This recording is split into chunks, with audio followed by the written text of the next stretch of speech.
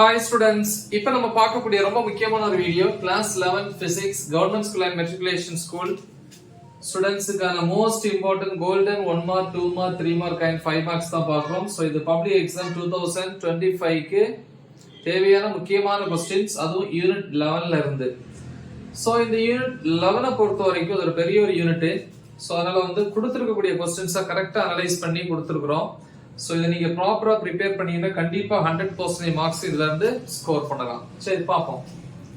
1 மார்க்ஸ்ல என்ன ப்ரிப்பேர் பண்ணோம் அப்படின்னா, புக் பேக்ல இருக்கிற 15 1 marks plus inside 1 marks. Inside 1 marks already upload பண்ணியிருக்கிறோம். ஸோ அதை பாருங்க.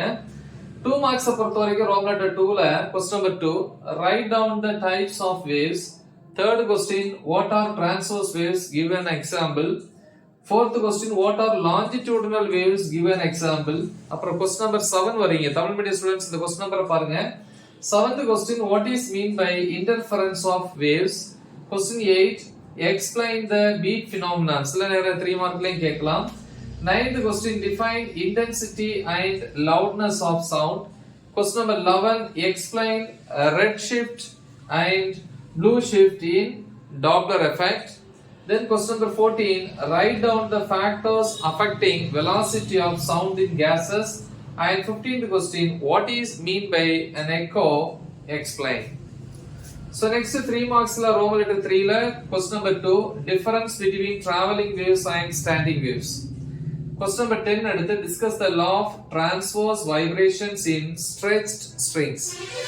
Next question number 11, explain the concepts of fundamental frequency, harmonics and overtones in detail.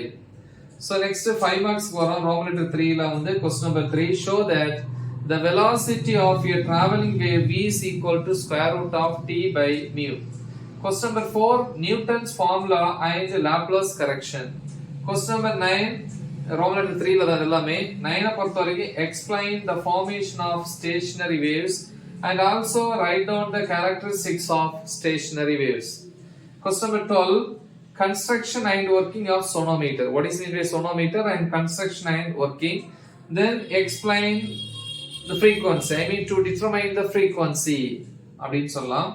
14th question, explain how overtones are produced in a closed organ pipe and open organ pipe. So இதுல இது ரொம்ப முக்கியம். Okay, so இப்படி டோட்டலா 5 questions தெளிவா பாருங்க. ஒரே ஒரு அடிஷனல் क्वेश्चन பாப்போம். சோ அது என்னங்கறத இப்ப பார்க்கலாம். அப்புறம் ப்ராப்ளம்ஸ் இப்ப பாப்போம். அடிஷனலா ஒரே ஒரு क्वेश्चन ரோமன் லெட்டர் 3ல 7th क्वेश्चंस. இது 12th லயே வரக்கூடிய ஒரு முக்கியமான क्वेश्चन சொல்லலாம். 12th ஸ்டாண்டர்ட் கூட இந்த क्वेश्चन இருக்கு. 7th question, explain how the interference of waves is formed.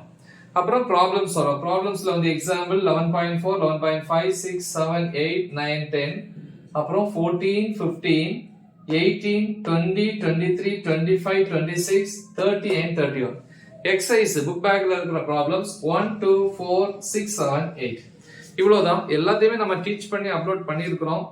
எல்லா வீடியோஸோட லிங்கையுமே இந்த வீடியோ டிஸ்கிரிப்ஷன்ல கொடுத்துருப்பேன். ஸோ நல்லா தெளிவா ப்ரிப்பேர் பண்ணுங்க. மறக்காம இதை உங்க ஃப்ரெண்ட்ஸ்க்கு ஷேர் பண்ணுங்க. Right the example. All the best. Thank you.